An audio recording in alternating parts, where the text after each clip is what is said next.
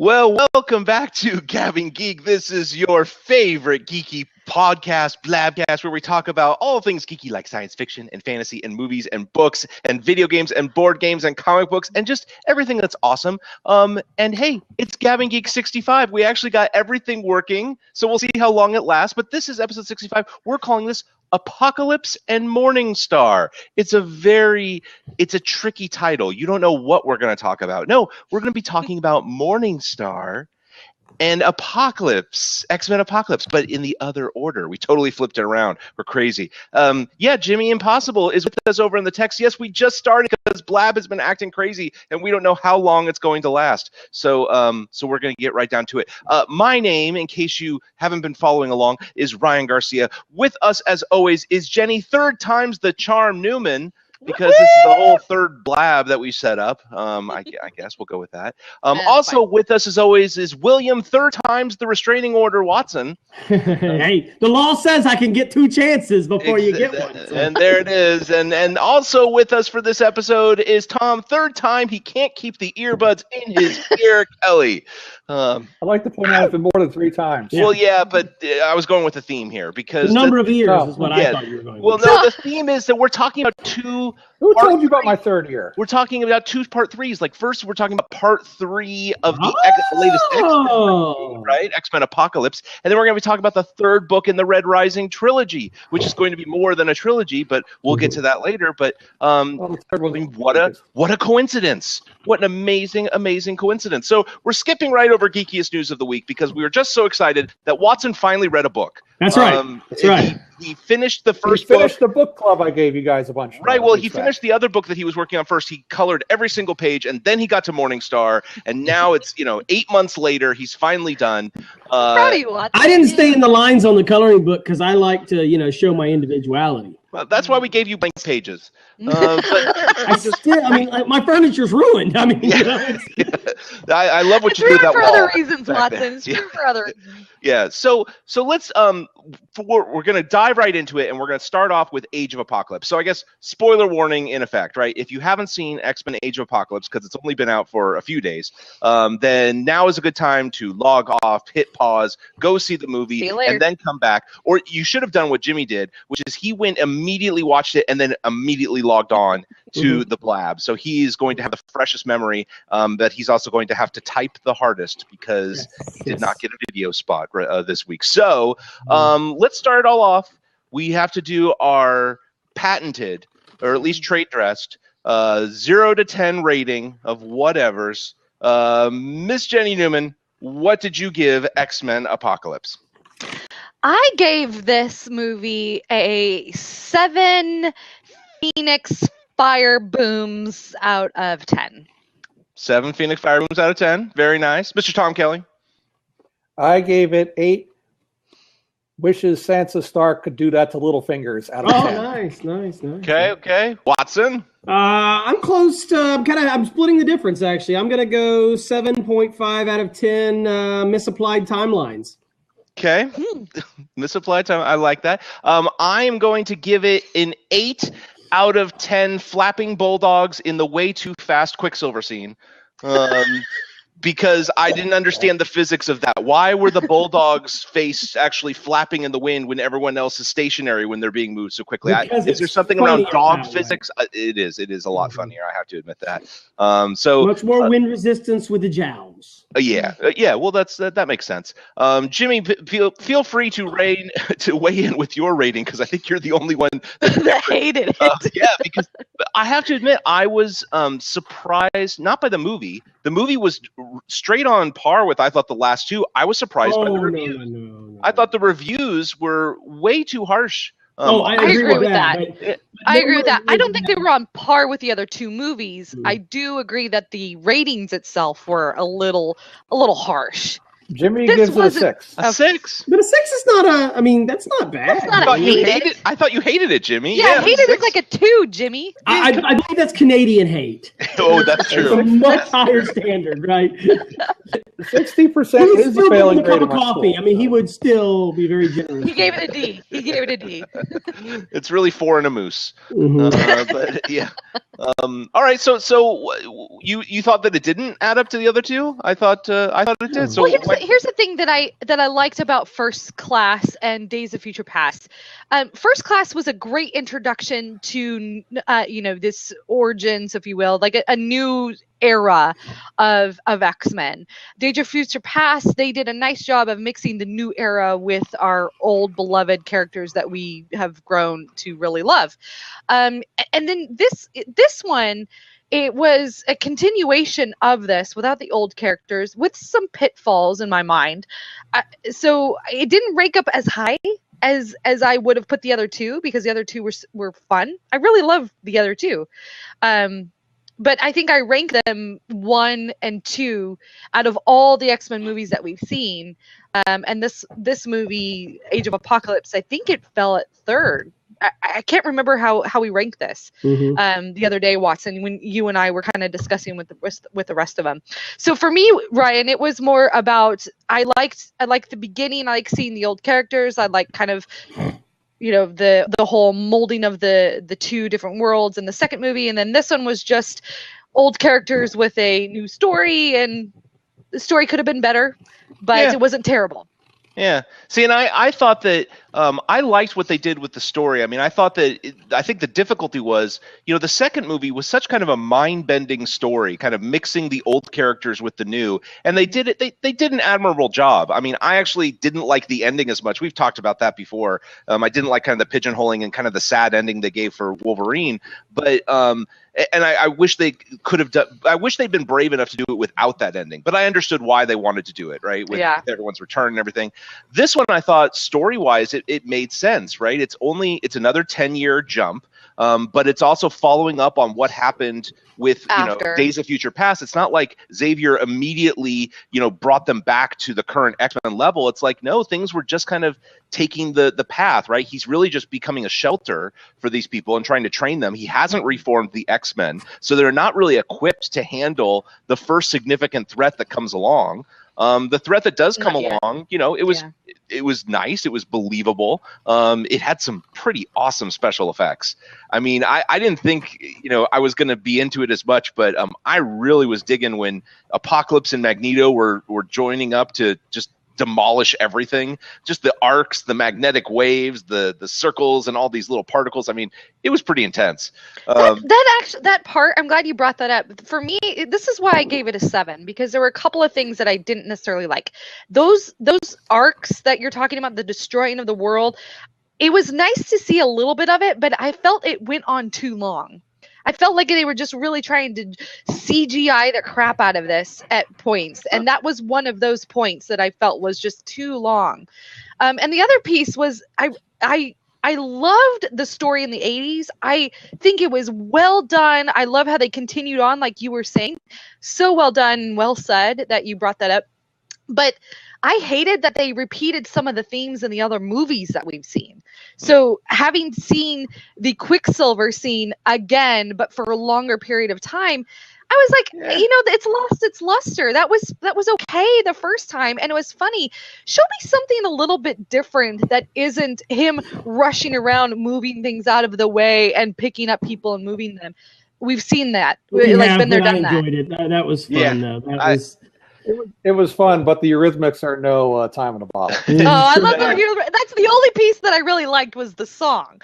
I was sitting there singing along with it, but going, okay, when's it going to be over? Jenny, in every Austin Powers movie, there's a scene where he's walking around and stuff's blocking his junk, okay? Once you hit gold in comedy, you repeat. Exactly. Like with that first Quicksilver scene was so good. Of course, they had to do a new one.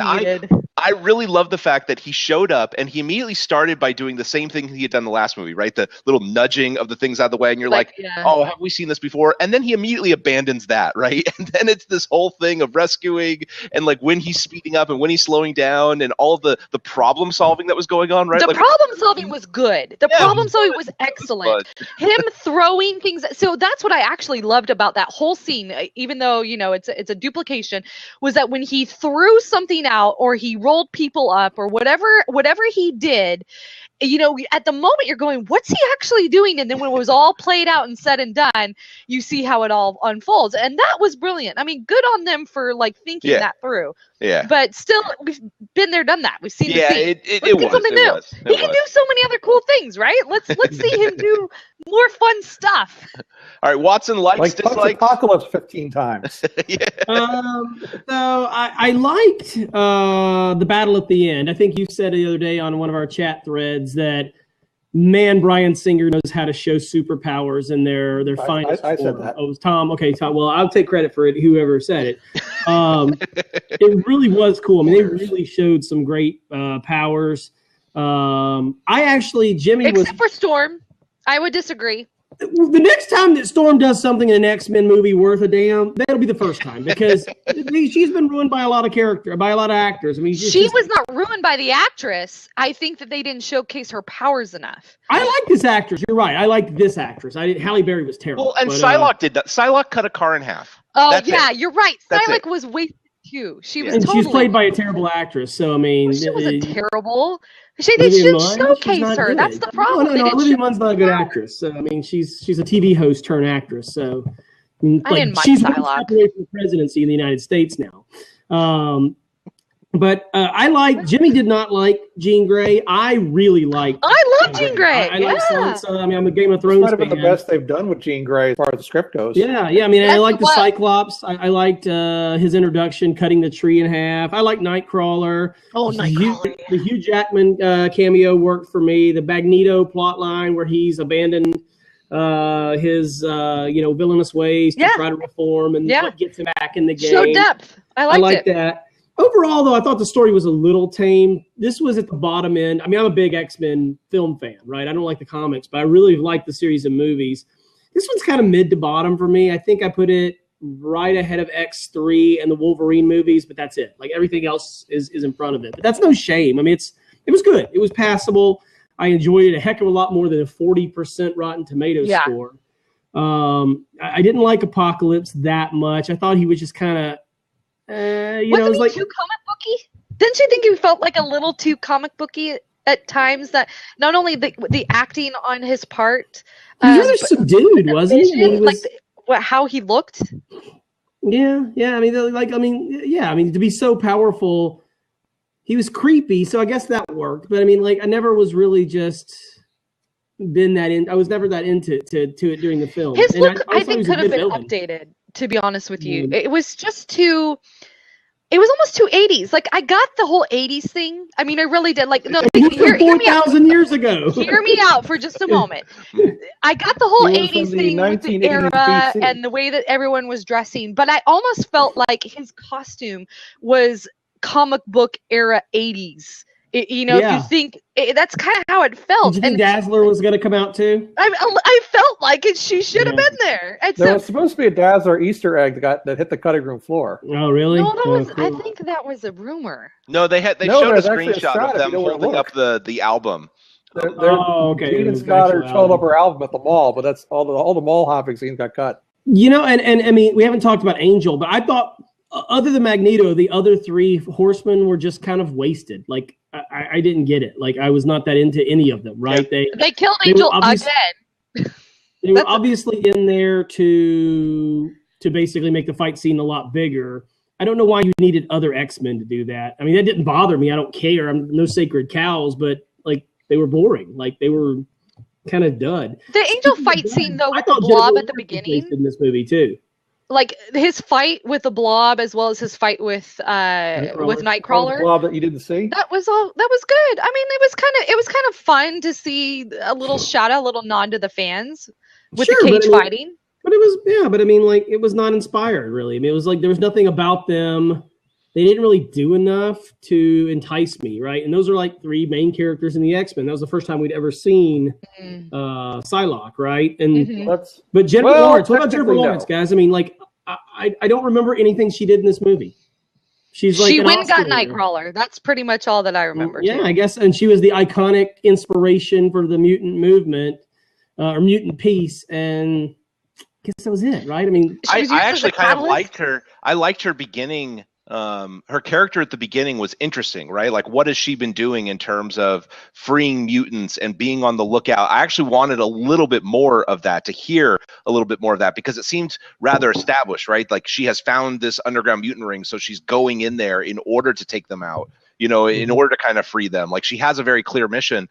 But I wanted that one step removed from that. Like, what, you know, what else should she be, does she then connect with these people, you know, or something? It felt a little disconnected from the overall story, and just kind of like, here's a cool way for us to give her some attitude and some introductions. Hey, so Jonathan and I were talking about her specifically and where she landed at the end of this movie. And I think that it's going to be interesting because we know that she ends up as a mercenary, kind of as a bad guy with Magneto.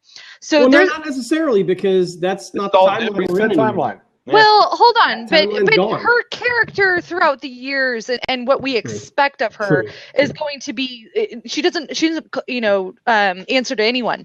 And so I think it's going to be interesting the way that they try to get her from, I'm friendly with the X-Men and I'm going to be a leader and a teacher in, you know, in this room of doom, to now I hate you guys and I'm going to work against you. Oh, you think she's coming back? No, I don't. I don't think Jennifer Lawrence is coming back. But Yeah. when you think about where they ended that character, it is interesting because she's not supposed to be bosom buddies with the X-Men. Well, the thing is, I think Lawrence said in an interview that she would come back, but she made a deal with McAvoy and Fassbender, where essentially the deal was either we all come back or none of us come back. And that would probably be way too rich for Fox's coffers. So it's probably not going to happen. But if they decide to pony up for the three of them, then yes, she'd come back. I don't see a movie without McAvoy and Fassbender. Yeah, I agree. I could actually see a movie without Jennifer Lawrence, but not without Xavier and Magneto. I would agree with that. You know what? Props to you, Ryan, because I totally agree. I'm just going off of what I read on the internet, which of course is a fountain of nothing but truth. But did you read it on gabbinggeek.com? Because otherwise we if cannot. I did, I probably wrote it. Well, that's This is true. true.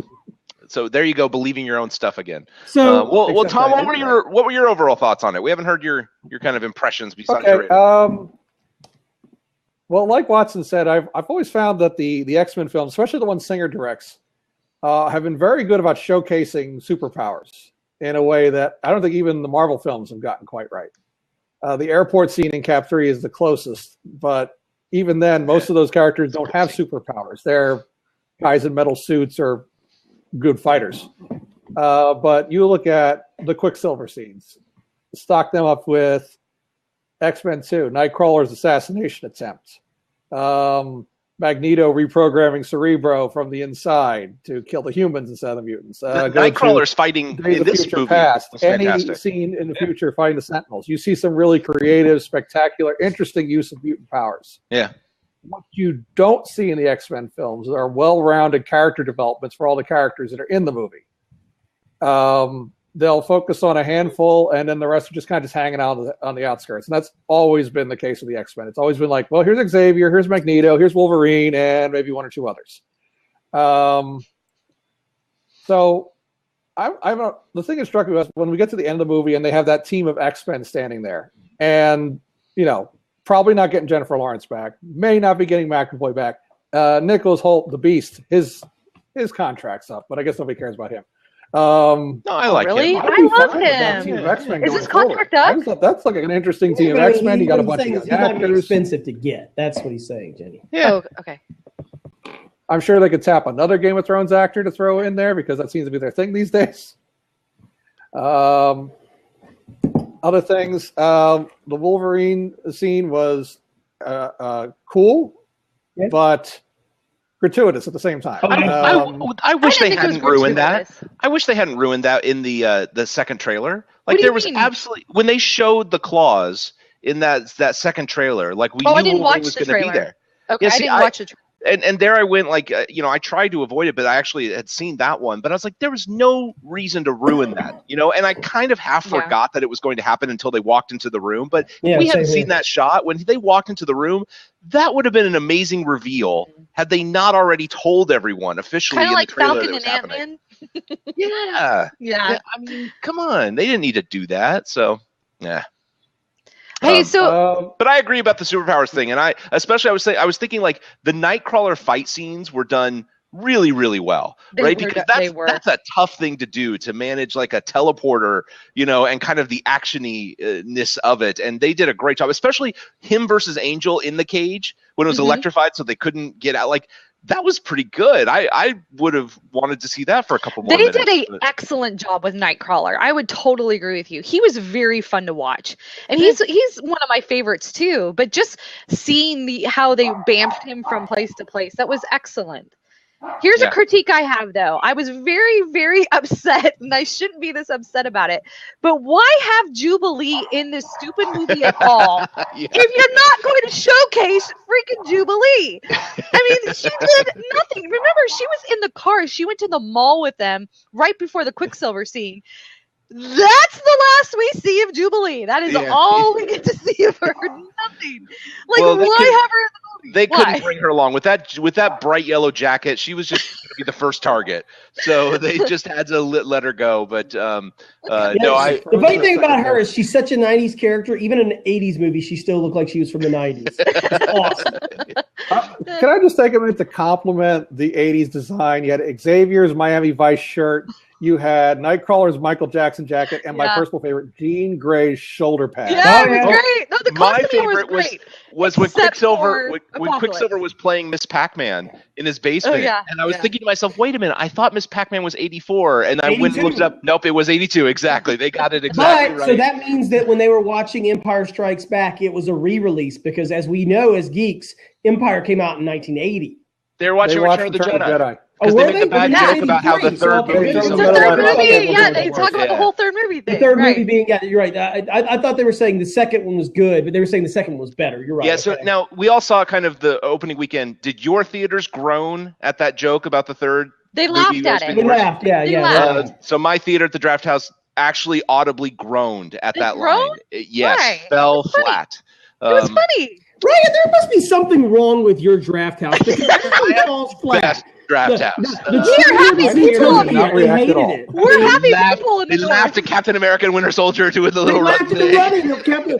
And this one they were we like, have good quality people up north. Those people down south and We have a good sense of humor. Draft House, just not good people. North Puta, where it at? That's right. South Waco represent. All right, so that was some fun stuff. And Question. So I don't know if you're about to wrap up, but I have one question before you do, if you're going that route. Future of the franchise, right? So this one, not critically acclaimed, is probably going to make less money than any of the other X-Men proper films. is it? I thought it was doing really well. No, No, I gonna think it's cap not out at doing 170. as great. It's not going to go over 200, right? And so it's actually on pace less than the first three, right? It's the first three. We're much. The third one is still the most successful one, X3, the one that everybody pans. It's Not still me. the biggest. I No. like it. I mean, I this like was on par for that. That's why I liked this one, right? Yeah.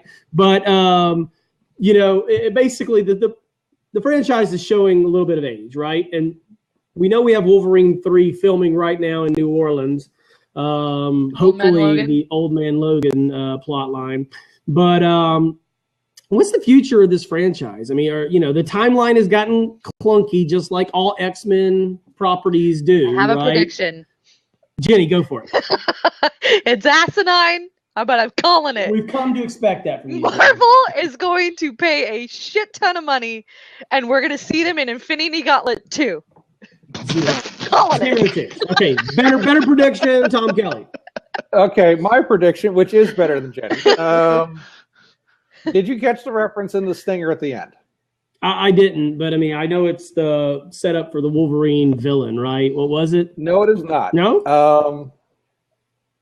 Essex Corporation. Essex is Jimmy's the got it. last name of Nathaniel Essex, Mr. Sinister, the mad geneticist. Okay. He's collecting blood samples. So I think they found a way around the Jackman issue since he's getting a little long in the tooth himself. They're probably, my prediction, they're going to not have Wolverine next time. Shocker, shocker. And use either Dakin or X-23, his two X-23 in-comic I stuff. thought was scheduled. Like, I thought she was coming, for sure. X-23 would be a better guess. She is a clone. Yeah, I think she's coming. I thought they already announced that. Wolverine, right? I mean, Yeah, she's a female clone of Wolverine. So if you use that, Oh, you yeah. can get away with not having to recast Wolverine right away. Yeah, you can also get away with actually getting rid of everyone except for McAvoy and Fassbender. You know, you can have it be that there's all these new people popping up with the same powers, and they're not exactly mutants, but they're also having the same powers and running amok. And then they take them down. The thing I believe is, I think that the end of this movie was to set up a new team of X-Men, and most of them are being played by new cast members. All new X-Men coming, or X-Force is slated. I mean, New Mutants, yeah. Haven't we heard this? Isn't this the rumor? Is starting to be cast, right? X-Force is rumored, but X-Force is probably going to be in the Deadpool side of the universe. It will get made. Jimmy said X-Force will never be made. Cable is going to be in Deadpool too. And I mean, that's why I'm not thinking that the X-Men franchise is going to go over to Marvel, because there's just too much money in them to reboot it. At least give it a shot, right? I mean, it's about the fact that they've established characters and that they can pull them into Marvel. My prediction is that the next movie will actually be just a standalone Quicksilver movie. It will only be 3 minutes long viewed normal speed, but if you slow it down, it actually is 2.5 hours. Nice. So that was. See, I think that a reboot's coming to this franchise. I think it's getting kind of old. I think that they keep the Deadpool side, and he comments on how it reboots, right? But I mean, that's why we know that. I mean, they'll be able to keep it, because as long as they're making X movies, right? I'm sure they keep the license rights. I mean, that's typically how these deals are structured. That's why that terrible Roger Corman Fantastic Four movie got made in the 90s for $1 million. I mean, here's what I'm thinking, though, because just in terms of the money, right? The third movie, so Apocalypse, it costs somewhere in between 1 and 2. It's going to gross somewhere between 1 and 2. So it's actually doing okay. It's actually doing pretty well globally. Right. So I mean, if it's just the financial indicators, they're right on track. You know, there's no, like, the reason that they greenlit a third movie, if those same reasons exist, then of course they're going to go ahead with number 4. You know, this is not such a huge failure that they need to reboot, they need to recast, they need to do anything significantly different. This is right on track with what they should have expected based on 1 and 2's performance. I mean, I don't think they thought that this was going to be a huge breakup based on the last two. I mean, the second one should have been the huge breakout. It should have.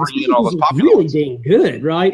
Yeah. Another factor here is it doesn't have Wolverine. I mean, it did, but like, he was not a huge part of the promotion. Like, I mean, there are legitimately people who, like, I didn't even remember he was going to be. I assumed he was going to have a cameo. I think I'd heard that, but I didn't know. It was pretty extensive. I mean, he was in it. It was a pretty big scene, right? And so, but still, it was not a Hugh Jackman Wolverine X movie, right? I mean, and it's kind of funny that in a movie where, you know, this last one, they kind of connected it to the old X-Men timelines, but then this one was very new, right? You had new actors playing older characters. You had breaks, like Nightcrawler is completely different, Angel completely different. So much is different. And the one thing that they tied back to the movies is Wolverine. They actually reincorporated his escape from the Weapon X project. This is a timeline nightmare. I mean, it really is. And we have come to expect this, though, from X-Men. So I feel like it's just part of the movie experience where you're just like, what are we going to see this time? Oh, surprise! If you ignore the fact that if you basically take X3 out of the equation, which, you know, Singer has said many times he does, then this actually does fit. They just find them at a different point because the timeline's changed, but nothing is fundamentally different except for the fact that we know that Angel was, if you follow X3, Angel was a child in the modern day, right? I mean, he was going through puberty in X3. Uh-oh, I lost Ryan. Oh, so did I. But I know So, and Jimmy's saying Nightcrawler was in X2. Uh-oh.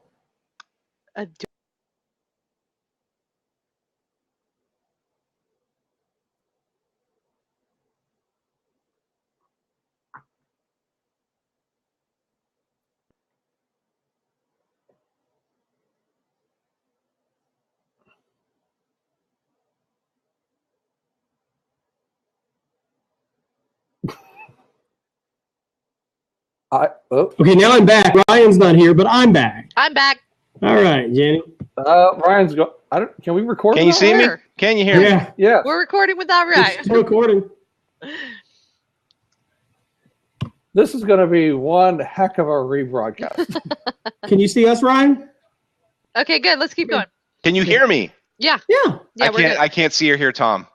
Oh, well. Can you guys see or I hear? can. Yeah, I can see and hear him. All right, let me. Tom, rejoin. well. I'm kicking. Rejoin. See you later. Tom was the only one who didn't get kicked, so maybe that's why you couldn't see. Well, him. no, because it wouldn't let me kick the last person. So, there. Okay, so come on. I just gave you all double fingers. Well, that Yes, works. we saw it. All right, We you saw it. back?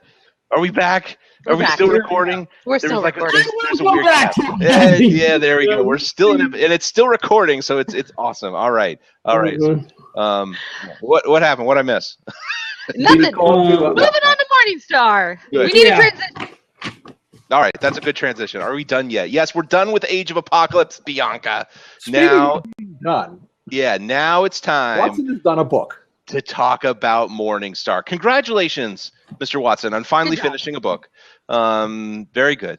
I mean, we've been done with this for months. So I have to be I've read honest. 40 books since I finished Morningstar. You read 40 books in a week, Tom. That's not saying much. No, but maybe. I had to go back and read a summary of the book just so to refresh my I recollection. should have done that. But just I reading, should have. I don't remember shit. just reading the summary, I remembered like a lot of the stuff that I liked about this book. Watson, since you just finished it, like literally an hour ago, as Jimmy was watching Age of Apocalypse. So what's your score on it?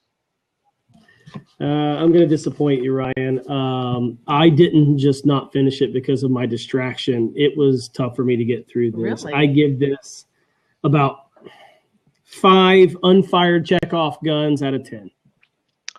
You're just disappointed the necklace didn't go off. The necklace didn't go off. Come on. Oh my God, are you And freaking? I'm sorry. When they're in the scene with the leader, the Sovereign at the end, how did he not blow her up with that? I mean, that was the perfect solution. Blow her up. No. In the room. Yeah, come on. They gotta live. They gotta live. Because then you can have a gratuitous 4-on-1 fight. I loved it. was And not, none I of did them not are like Hugh this Jackman. book. You I guys did are not like this crazy. book. You guys All are right. crazy. Didn't Well, like. Jenny, what did you think? So I'm giving it a 10 fake deaths out of 10 because 10? I freaking love this book. Are you kidding me? Jenny, I am kidding you. This is You were ridiculous. It was so fun. If it weren't for the well-made movie produced by Ryan Garcia, I just would not think much of this series. It's grossed $3 trillion. What about Tom? Mhm. What about Tom? Tom? Let me think. What did I give it? It's been so long. I didn't think it was worth a 10 or Watson's grade. I will say a 6.5. Oh, geez. I don't remember much about the books out of 10. Wow. Well, Ryan, what did you give it? I gave it a 10. No, Okay, good. Thank God. I gave it a Right. 10 because even though I It's felt 2 like against 2. I felt some of the stuff in the end was a little bit rushed. The thing that made up for it to me was the fact that let's not forget that he did 3 books in 3 years. Take that, George R.R. Martin. Yeah. That he successfully took it from a slave all the way to this epic, just all across the solar system adventure, and took it from how am I going to take down this society into a realistic path, a realistic journey for how that led to it. And like at the end of it, it's not completely done. You see a path of where it's heading. But still did maybe so in a want significant way. Yeah. And I mean, to me, reading the 3rd book, it took me the longest of all 3 of them because I didn't want it to end. It took me 3 days instead of like the 1 day for the other 2.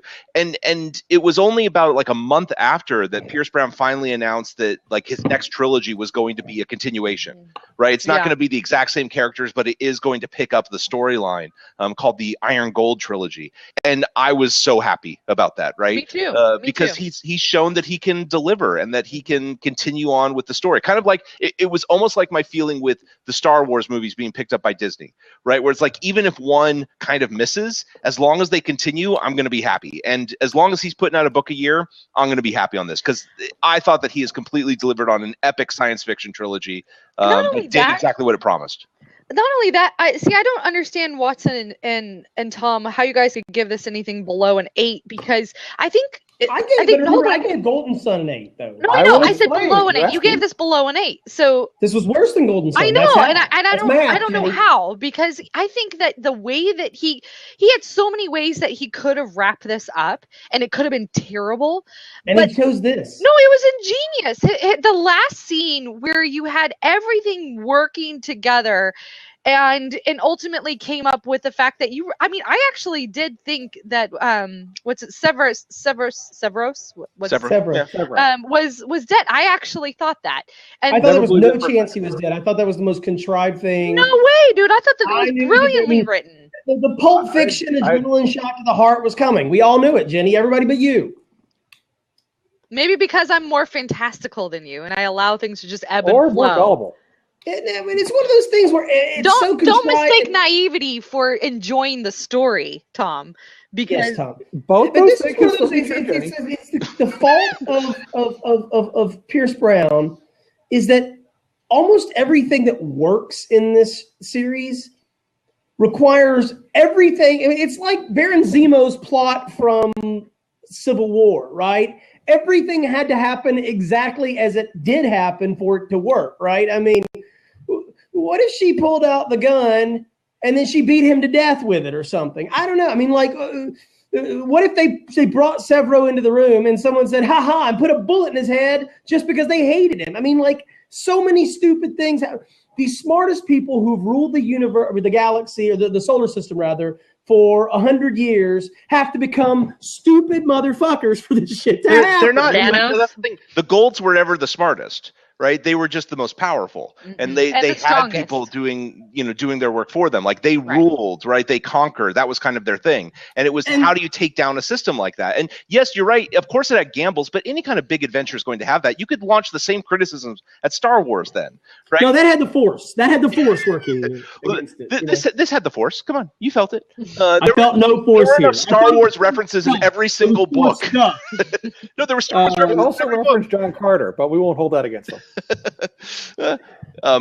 This is the problem with the trilogy, though. This is the same problem I saw with a trilogy of books, maybe. It's the same problem I saw with Hunger Games. Is each installment just got progressively worse, right? I mean, why would you say that? Brilliant premise. Did we read the same book? This is ridiculous. We did. It was more. I actually don't think you read the book anymore. I feel like you really didn't read the book. I won't read it. I won't read anymore. I'm done. I'm not reading the next book. I have no desire to follow this series. I thought that the characters were just pretty weak. Like, I thought everybody was kind of a cliche character. Like, there was no characterization in this They were all the same characters. There weren't any new characters. There was one new character. Right? At least the action before was interesting enough to keep me distracted. They were all basically cliche, kind of stock characters. I didn't. Wait a second. Like it at all. What about the whole scene? And I can't remember his name. I'm calling him Ragnar. Is it what's Ragnar? I like Ragnar, but did you not like the whole scene with Ragnar when they went and they tried to recruit, and then what is it? The Silent Sister came along, and Siffy, or you didn't like any of that storyline? No. That's on my. I had to figure out some stuff I like. That scene right there is stuff I like, Jenny. So that was excellent. It was excellently written. It was excellently executed. I mean, all of that was great. And what I actually liked about that is when we reviewed the second book, when we reviewed Golden Sun, we all said they've just set up this amazing world of the Obsidians, and they turned one Obsidian, so of course they're going to go there. So we knew that was going to happen, but the way that they did it, there were a lot of surprises in there, right? Like they didn't make it. You had the whole, the encounter in the mountains where you had the, well, they almost died. Right. And then once they get there, it's not like, okay, let's show you, and that's still not enough. And now you kind of have to conquer them, and you have to kind of continue the lies in order to free them. And the cannibals who wanted to eat golds because they thought they'd make them immortal, that was pretty cool, right? That scene, once they got off, it didn't, like, the setup was great, but the payoff wasn't there. Like, they really know it. They got a whole army out of it. I was just looking it up because I wanted to see, Watson, one data point for you. The reviews, at least on Goodreads, the composite reviews go up as the books go on. So Red Rising is actually the lowest rated book. See, Watson, the problem is you don't agree with the majority of readers, so therefore you are wrong. Well, no, that means I'm elite. Crawl. Trump is currently polling at 50% of the country. I'm okay. Make America great again. No, he's not. No, Okay. he's not. And he actually hated Morningstar. So there you go. Proving that Morningstar is the best book. Look, you got to build a wall around Mars. Okay, yeah.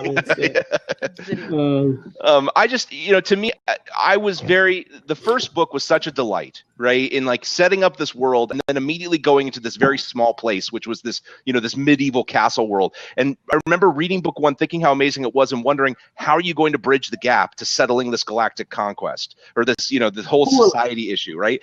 And then book 2 did that. It kind of took it to the next level, but then still you're wondering, but how are you going to get a resolution? And book 3, we got a resolution. You may not love it. You may not think it's the most perfect one, right? But it's a hell of a lot more satisfying than any of the series out there that we've looked at. I mean, and he finished the damn series, right? Like, I'm still waiting. So the fact that the man wrote 3 books means that the 3rd book was good? I mean, no, it was good by itself. And in addition that he did it in 3 years, that's just an extra. That's bonus points. That means I would have given it 11, but I capped myself at 10. It felt like he could have taken longer and made a better book. Question number 1, so I can get the names right. Who was the guy that they did the battle with that betrayed him? Cassius. What? Cassius? No. What's the other guy's name? Roke. Yeah, thank you. I was going to call him Rook. All right. You didn't like the whole Roke, how that all played out and how they able to That was one of my biggest complaints. That's your biggest complaint? Why? Yeah. Why? Long is it that conversation with Roke takes way too long. Like, either kill him or do something. Just, we're going to talk to you for a little while. Yeah, I mean, the ships are blowing up. We did something about it. So just talking to Roke. That never. I didn't have the same audiobook version that Tom did. Guys, I want to Tom didn't ejaculate. Let's see. Whoa. I'm not sure his audio's sped up or not. I don't know. Wow, that's the first time I'm speechless. That's the most animated we've ever seen Tom. He really did not like that scene. No, I also did not like a scene I know Ryan liked. The trial the Obsidians put the golds on. I thought that was just thrown in there to add extra pages. Yeah. And then Severo hanging. That was badly done then because it was only like 5 pages. It was just typical though. It was too many. I mean, it's finished in 5 pages. No, that set up the big moment for Severo. Which was terrible. That was terrible. It's almost like okay. No, wait. Now I will give you that the twist on Severo, like as to whether or not he died at the end, right? Like when I was thinking, I was like, because he killed so many characters, you thought it was possible that he might have killed them. But then you also, like, the way that they set it up, it's like, well, maybe he isn't dead. And the fact that they're lugging his corpse around seems kind of suspicious, right? So all of that, I could see why that could be predicted.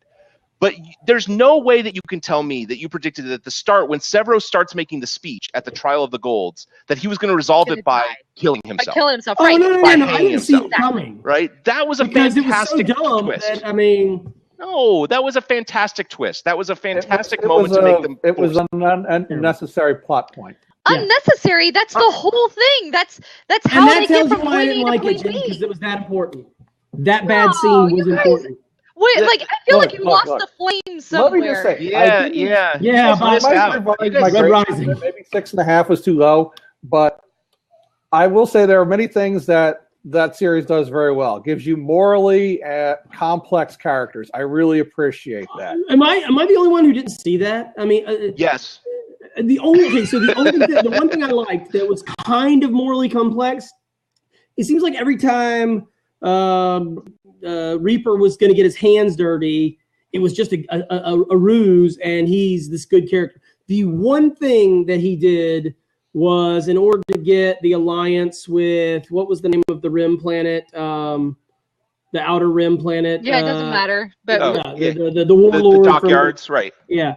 Was to trade off basically give up the sons of Ares in his territories. But they still, I mean, and I kept thinking he was going to play some ruse, kind of like he did bombing the shipyards, right? I mean, he had to come out and do something to hurt this guy, because he couldn't just make a morally, compromised choice, which I thought would make it a much more interesting character. But they still had him. Well, I gave him all warning, but he'll catch some of them. But I mean, No, this should have been just a nasty thing he had to do to sacrifice for the inner planets. Because again, it was. It's people who are powerful enough to rule other powerful people. So they have to be smart and tough, Ryan. And everybody is stupid, coincidentally, when Reaper's plans come to fruition, right? I mean, it's like, get some blood on your hands, man. You're fighting a war here. You can't be so pure. I always Get thought some blood on your hands. Are you kidding me? He did. I'm missing that. Okay, we have established that Watson has obviously only read the Cliff Notes because apparently we didn't read the same book. This was not a good book. It wasn't a bad book. Allowed to disagree, But it was no. I mean, I know that. I'm okay with Jenny disagreeing because that makes for better podcasting. But what I don't understand is that is the difference in rankings between the books, because all three of these books are remarkably consistent. They are the same level of twists. They are the same level of plot changes. They are the same level of bad things and good things, of arcing down, to kind of put them in a rough situation so that they can come back up. There's, pretending to be dead. There's all these kind of machinations that are going on. All three of them are about the same level. So that's what I just don't understand, is that why your ratings go down when he is delivering on what he promised in the same way that he's done in the other two books. He just didn't like the story. It's the same way he's done in the other books. Doesn't mean That's not a good thing. I mean, Austin Powers told the same joke 3 times in 3 different movies. No, but he wasn't telling the same joke. I mean, he was building the story that he promised to. And look, I get what you're saying, but I don't remember him promising me anything. I mean, I wanted a good book, and I didn't get a good book. I mean, if that's what he promised, he failed to deliver. Well, I mean, I'm going to take comfort in knowing that you're the minority opinion, that the books will continue, that I will get to read more books and have fun with them, along with everyone else who's actually a fan of this. So Watson will have sex with many women. I will. In his imagination. Yeah. I'm going to read real books, so that's and again, not just so is Real Doll the Kindle version of sex? Is that what you're saying? I mean, I don't need to know that. And please don't pan the camera right, so we have to address her in person. No. Here's my bed. Ladies. Because none of them have seen it. Well, all right. Well, man, that was a kind of a downer. Yeah. Hold on, guys. Okay, I'm serious. I'll change my grade. 4.5. Yeah. You're the worst. Yeah. I'll go up to You're 7. the worst. Yeah. Hey, I do have a question. Did Pierce Brown say anything about when he was going to deliver on the new series? Next year? Next Book 1? But January, like he's aiming for January. 2017 schedules. Yep. Awesome. So, and he's been posting some stuff about getting ready to write. He hasn't been really teasing too much about the characters like he did, last year, because we all knew, after seeing the first 2 books. So yeah. Geek bet. What book will come out first? The Iron Golds, or what? Next book, or The Winds of Winter? Iron Golds. Iron Golds. Apparently, he craps those things out. Like craps it out like gold. Okay, well, guys, thank you for making me read that piece of dreck. I'm glad you enjoyed it, but next time I'm getting off the train here, and see you at the station. Yeah. Hey, So now you don't read books, you don't read comics, you only watch one TV show. You're seeing less movies than before. You're shriveling up and dying, Watson. I hate my life. Your heart is as black as your shirt. That's coming next week. Clayton replaces Watson on the show. It has short chapters. I'm already 60 pages in. I think I've read and Bianca, you need to finish the book just so you can see why Tom and Watson were completely wrong. Then you'll understand. We're completely wrong. She would have finished it by now. Hey, maybe Bianca has a life and she's doing other things. Let's not. I can't finish something. It's not that I have a life. Oh, Watson. There's so many other things that you're doing wrong. You guys have just had about over a book. Thanks, guys. I think you guys were in a bad spot this last year, and you just couldn't appreciate the book because seriously, I don't understand how you can like the first 2 and then not like the third. I didn't really like the second. It got worse as we went. You gave it an 8. How are you not liking things you gave it? It was a protest 8. You forced that. I wanted to give it a 7, and you made me because you were kissing Pierce's butt trying to get an interview. In fact, we didn't get the interview, so I downgraded to a 3. Oh, if That's only terrible. your opinions could be bought for so little. that would make Hey, things so much you're easier. my boy, Blue. You're my boy. Well, then All rate right. them 9. Damn it, I'm still trying. I think that ship has sailed. Is he going to bump Tom and I put guess him my up the right opinions on order? literature just don't count. Thanks, guys. I'd like to now welcome our special guest, Pierce Brown, to the 10! yeah. Oh, he dropped. Ironically, Pierce Brown comes and says, you know what, Watson was right. That was a disappointing look. Yeah. He still thinks Ryan's a homer. He's like, yeah, that guy likes me a lot. my favorite part of it is realizing at the end of book 3 that the title of book 2 meant something completely different. Like we thought that the title of book 2 referred to Darrow, and it didn't. What was the title of book 2 again? Remind me. Golden Sun. It wasn't him. It was his son, right? Because that's when it took place, like in the middle there. I like that. I like those kind of all tying it back together. I forgot about the son.